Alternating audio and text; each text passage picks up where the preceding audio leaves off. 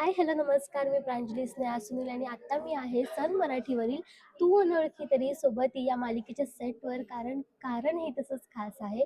आज इथे केळवण आणि हळद असे दोन्ही समारंभ होणार आहेत आणि ते कोणाचे होणार आहे ते तुम्हाला लगेच कळेल. तर कसे आहात? आम्ही छान, मस्त, छान शूटिंग करतोय, मज्जा करतोय. प्रश्न विचारायच्या अगोदर कशी चालली आहे धावपळ? तिकडे हळदीचा सेट लागलाय, इथे केळवणाचा सेट लागलाय. काय लग्न म्हटल्यानंतर जसं खऱ्या इव्हेंटमध्ये धावपळ असते सगळी. हम्म. कुणीतरी पाहुणे असतात, बाबा कुठेतरी असतात, आई कुठेतरी असते. तर तसं मला वाटतं शूटिंगमध्ये पण तसंच असतं. कुठला तरी आर्टिस्ट इथे गेलेला असतो, कुठला तरी आर्टिस्ट इथे गेलेला असतो, डिरेक्टर प्रेशरमध्ये असतो. सो तेच सगळं आमच्या सेटवरही सुरू आहे. हो, हो. सेम खरंच इमोशन सेम आहेत. पाहुणे येतात तसे आमच्याकडे सगळे पाहुणे आलेले आहेत. आज हो. आज मीडिया, तुम्ही आलेला आहात आज सगळे. तुम्ही आलेले हो. आहात आमच्याकडे. आणि काही नाही, छान मज्जा येते. खूप दिवसांनी असे इंटरव्ह्यूज वगैरे करतोय. आणि लग्न हा कोणत्याही शोमध्ये खूप मेन प्लॉट असतो, मेन ट्विस्ट. बरोबर. स्टोरीचा एक टर्न तिथे असतो. सो तो मेन प्लॉट आहे, मेन स्टोरी आहे. आणि खूप इंटरेस्टिंग आहे तो ट्विस्ट, जो तुम्हाला 8 मार्चपासून बघायला मिळेल. सो नक्की बघा 8 मार्चला आमचा सगळा लग्नाचा सोहळा. बरं, खऱ्या आयुष्यातलं लग्न 1-2 दिवसात आटोपतं. सीरियलमधलं लग्न खूप दिवस चालतं. तर त्याचा कंटाळा येतो का? असं स्पेशली बघायला गेलं तर? कंटाळा म्हणजे थोडंसं थकायला होतं, कारण जरा शूटिंगचे आवर्स एक्सटेंड हां. होतात. मुलींना हे सगळं अचानक लुक चेंज आणि वेगळे केस, मग त्याचे त्याच लुकमध्ये मग ती कंटिन्यू करायचं असतं. आणि खऱ्या लग्नामध्ये आपण नटून छान बागडतो आणि इकडे तिकडे जातो, पण सिरियलच्या लग्नामध्ये बरंच काही काही घडत हां, मग आपण असतं. खऱ्या कोणीतरी लग्नामध्ये एकदाच तयार होतो, एकदाच हा लग्न होतं, सगळं एकदाच होतं. हो. आपल्याला हे खूप वेळा करत राहायचं 15 असतं. दिवस हालूक असतो. हां, त्याच्यामुळे त्यात कोणीतरी पडतंय, हां, कोणीतरी मार खातंय, कोणीतरी रडतंय. काहीतरी ड्रामा एक सुरू असतो. सो त्याचं एक जरा हां, मग कंटाळा येतो, पण वेगवेगळी मजा पण सुरू पण असते. त्याची एक मजा आहे वेगळीच. तुमच्या दोघांचे ह्या अगोदरच्या सीरियलमध्ये खूप लग्न झालीत. तर त्याच्यातला एखादा किस्सा आहे का, की जो आता परत इथे रिलेट होतोय तुम्हाला? मी मगाशीच सांगितलं, रडणे हेच एक नशिबात असतं हिरोईनच्या.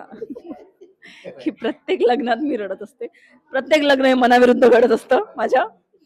सो आय थिंक तीच एक कॉमन गोष्ट आहे जी सगळ्या सिरियलमध्ये केली आहे. एकही लग्न सिरियलमधलं आजपर्यंत हे मनाने झालेलं नाही, की आनंदी आहे, खुश आहे.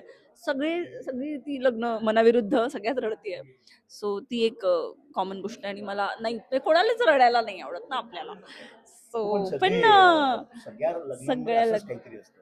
हां, म्हणजे काहीतरी तो हां. हां, एक असा मेजर काहीतरी ड्रामा आणि असं असतं ते. पण तुमच्या ह्या लग्नात ट्विस्ट अजून यायचा बाकी आहे.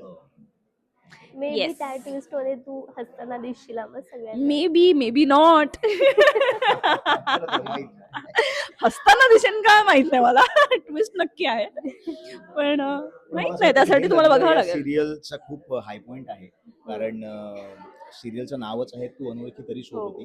आणि म्हणजे विराज अर्पिता म्हण किंवा सिरियलमधली आत्तापर्यंत जी काही पात्र आहेत ती तशी, किंवा अंबरचं पात्र जे पात्र करतो ते समीर म्हण, हे सगळेच तसे एकमेकांना ओळखत नाहीत. एकमेकांच्या समोर म्हणजे आत्ता आम्ही परवा एक सीन केला ज्यात विराज खरा कसा आहे हे अर्पिताला पहिल्यांदा कळलं.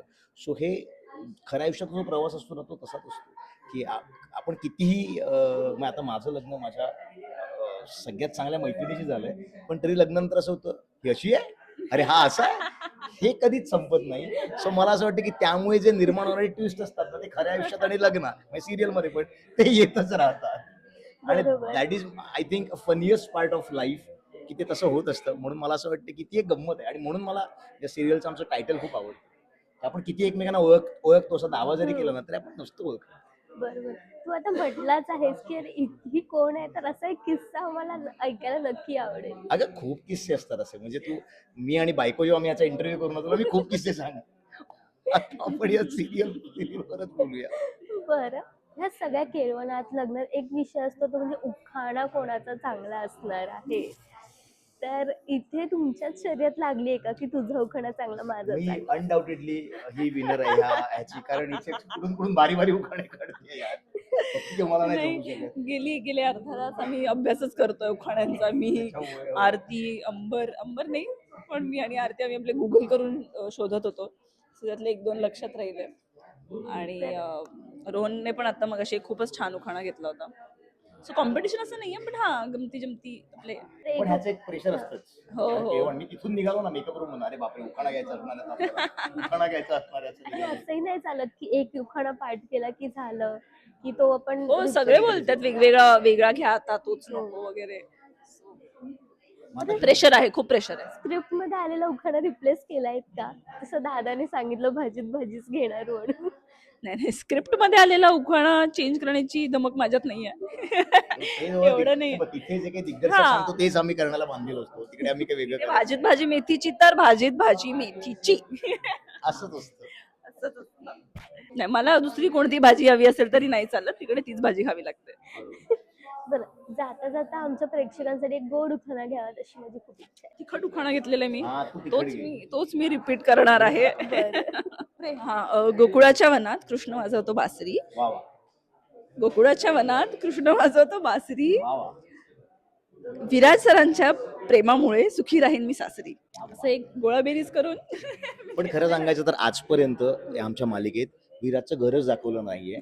त्यामुळे कुठे कुठे खुश राहणार आहे, कुठल्या सासरी. कदाचित असं एक हा. शब्द add करते मी, है ना? कदाचित विराज सरांच्या प्रेमामुळे सुखी राहील सुखी मी राहीन मी सासरी. सासरी. कदाचित. आणि आता माझा ना ताजमहल बांधायला कारागीर होते कुशल. ताजमहल बांधायला कारागीर होते कुशल. अर्पिताचं नाव घेतो मराठी फ्लॅशच्या प्रेक्षकांसाठी स्पेशल. खूप छान वाटलं तुमच्याशी बोलून. थँक्यू. थँक्यू.